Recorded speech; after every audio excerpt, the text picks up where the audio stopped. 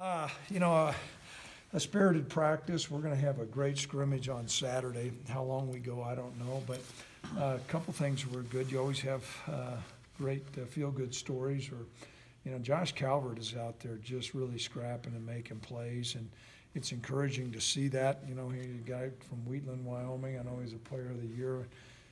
He's undersized nose guard, but he did some really good things. And Aiden Eberhardt's really doing well, and Austin Lopez is doing some good things. Got a continual battle at quarterback. We're evaluating that every day. Lost another running back today. Well, we didn't lose him. Swan broke his finger, but he was able to finish. I think they taped an aspirin on him. He was ready to go. So, questions? Craig, ideally on Saturday, how many plays would you like to go, and what would you, ideally, what would you like to get out of that scrimmage on Saturday? I'd like to go about 70 to 75 plays. We don't know if that's going to be doable. I think what'll be important to see is, live plays where our offensive line comes off the ball and finishes blocks, and we get some movement on the line of scrimmage. That's going to be important.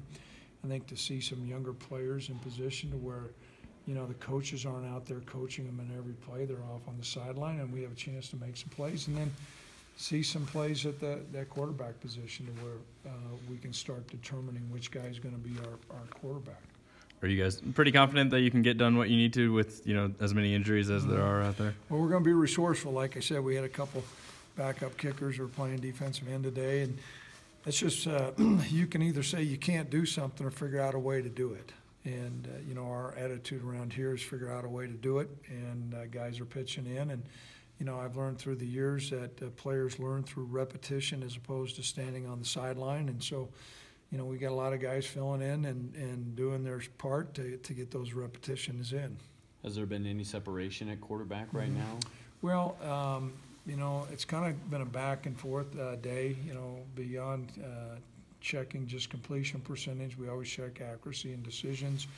And it's kind of been two guys have been going neck and neck, and they kind of alternate day to day. That's in some ways encouraging. In other ways, you'd like to see some separation or one guy rise to the top, and it's just not been the case yet. But we'll get a better beat on Saturday.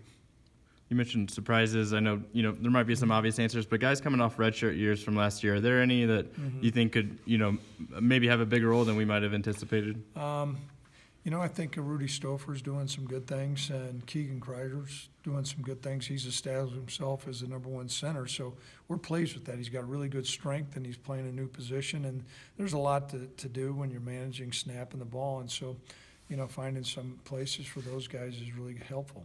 So is it safe, Craig, is Logan Harris, is he a guard now? Is it safe to say he's moved to guard? Yes, I would say that's the case. Now, there's always been the ability to interchange between guard and center, but to serve that position right, and Logan needs to get grounded in and play center, and that's what we're doing. You like I said, Scott likes to mix and match in spring with the offensive line, but when a lot of times you said, it's a mixed bag with because of all that switching and stuff or experimenting. Do you think sometimes that hurts the consistency, or is that a big worry at this point? Well, I wouldn't say it's a worry right now, simply because we're halfway through spring. However, there's going to come a time when you got to look and say, okay, who's your 5 and who's the next 5, and you're going to have some switching of positions, because sometimes your 6th or 7th lineman is going to play different multiple positions.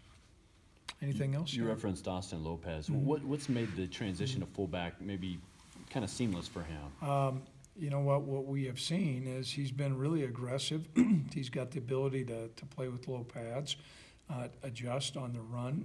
The fullback position is a complicated position, so you're not only combining mental abilities to do the right thing and to read, but you also have to be physical. And he's got the ability. He doesn't.